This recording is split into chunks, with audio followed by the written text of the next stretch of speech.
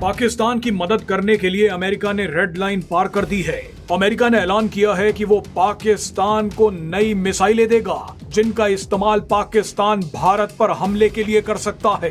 America ने पाकिस्तान को AIM-120 यानी advanced medium range air to air missile देने का ऐलान किया है। इस ऐलान के बीच पाकिस्तान के डिफेंस मिनिस्टर ख्वाजा आसिफ ने कहा है कि भारत के साथ युद्ध की संभावनाएं अब बहुत ज्यादा हो गई हैं।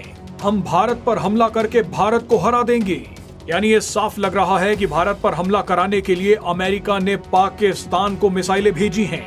आपको बता दें कि AIM-120 मिसाइल खास तौर पर F-16 लड़ाकू विमानों के लिए बनाई गई है, जिनका इस्तेमाल पाकिस्तान 100% भारत के खिलाफ करेगा।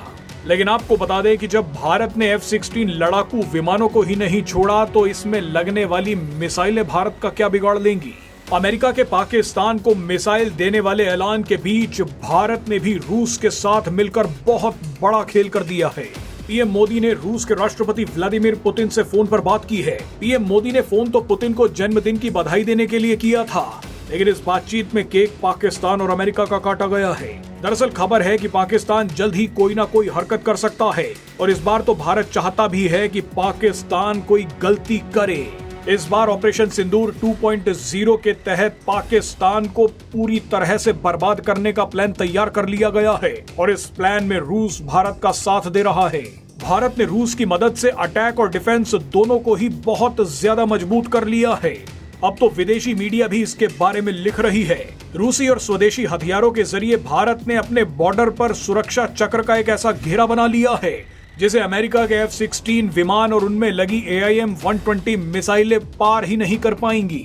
आपको बता दें कि व्लादिमीर पुतिन दिसंबर में भारत आ रहे हैं, लेकिन उससे पहले ही भारत ने रूस से 5 और अतिरिक्त S-400 एयर डिफेंस सिस्टम्स लेने की बात कर दी है।